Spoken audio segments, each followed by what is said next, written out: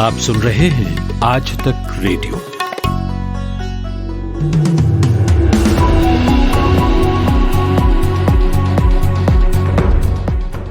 नमस्कार, दोपहर के 1 बज चुके हैं। वक्त हो चला है 5 मिनट बुलेटिन का। मैं हूं प्रतीक वाघमारे।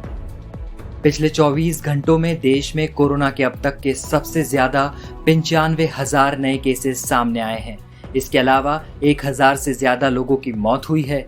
इसी के साथ भारत में अब तक संक्रमितों की संख्या 44 लाख के पार पहुंच चुकी है, जबकि कोरोना से मरने वालों का आंकड़ा भी 75,000 के पार है। परेशान करने वाली बात यह है कि भारत में अब एक्टिव केसेस की संख्या 9 लाख के पार पहुंच चुकी है। हालांकि ठीक होकर अस्पताल लौटने वाले मरीज भी 34 लाख से ज्यादा हो गए हैं। दुनिया में कोरोना से मौत का आंकड़ा 9 लाख के पार हो चुका है, जिसमें सबसे ज्यादा केसेस अमेरिका, ब्राजील और भारत में हैं। दिल्ली सरकार ने एक बार फिर लॉकडाउन लागू करने की संभावना से इनकार किया है। प्रदेश के स्वास्थ्य मंत्री सत्येंद्र जैन ने कहा कि अर्थव्यवस्था को पूरी तरह बंद नहीं किया जा सकता, क्योंकि लाखों लोगों की आजीविका इस पर निर्भर है।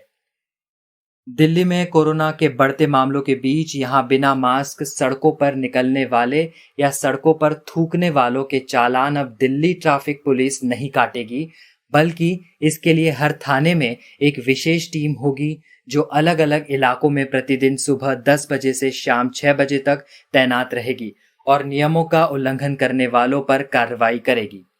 भारत और चीन के बीच सीमा पर जारी तनाव के बीच भारतीय वायुसेना को नई ताकत मिली है। फ्रांस से आए 5 राफेल लड़ाकू विमान औपचारिक रूप से भारतीय वायुसेना के बेड़े में शामिल हुए हैं। इस दौरान अंबाला एयरबेस पर रक्षा मंत्री राजनाथ सिंह के साथ फ्रांस की रक्षा मंत्री फ्लोरेंस पार्ली भी मौजूद रहीं। इंडियन रेलवे द्वारा चलाई जाने वाली 80 नई पैसेंजर ट्रेनों के लिए यात्री आज से टिकट बुकिंग करा सकेंगे। रेलवे के मुताबिक ये ट्रेनें पहले से चल रही 230 स्पेशल ट्रेनों से अलग होंगी और आज यानी 10 सितंबर की सुबह 10 बजे से इन ट्रेनों के लिए रिजर्वेशन की प्रक्रिया शुरू हो चुकी है। इसी के साथ अब कुल स्पेशल पैसेंजर ट्रेनों की संख्या भी बढ़कर 310 हो जाएगी। क्लोन चेक के जरिए अयोध्या के श्री राम जन्मभूमि तीर्थ क्षेत्र ट्रस्ट के खाते से लाखों रुपए निकाल लिए गए हैं। इस जालसाजी का खुलासा तब हुआ जब जालसाज ने 9,86,000 रुपए का तीसरा क्लोन चेक लखनऊ के बैंक ऑफ बड़ौदा में पेमेंट के लिए लगाया।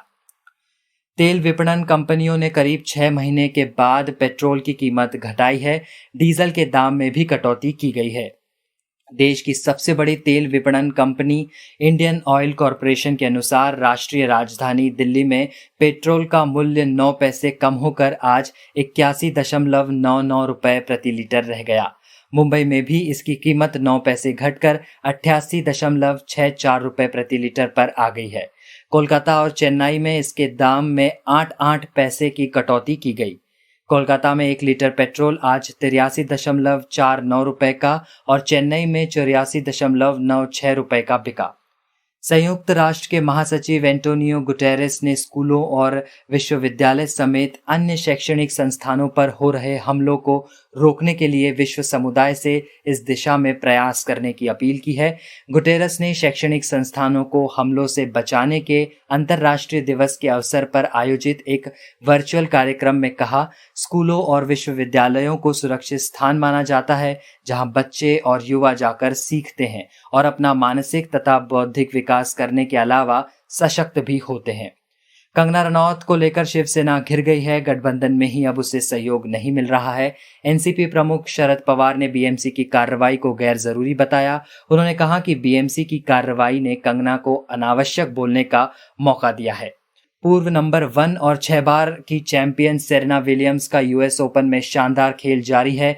24वें ग्रैंड स्लैम खिताब की कवायद में लगी सेरेना विलियम्स ने यूएस ओपन के क्वार्टर फाइनल मुकाबले में बुल्गारिया की खिलाड़ी पिरोनोकोवा को हराकर सेमीफाइनल में अपनी जगह पक्की कर ली है। सेरेना 49 बार ग्रैंड स्लैम सेमीफाइनल में पहुंची है। यूएस ओपन में उन्हें जीतने के लिए संघर्ष करना पड़ रहा है। क्वार्टर फाइनल मुकाबले में भी सेरेना को 3 सेट में जीत मिली। सेरेना ने लगातार 3 मैचों में 3 सेट में जीत हासिल की है। इसी के साथ ये बुलेटिन समाप्त होता है। खबरों की हलचल और देश विदेश का मिजाज। आप सुन रहे हैं आज तक रेडियो।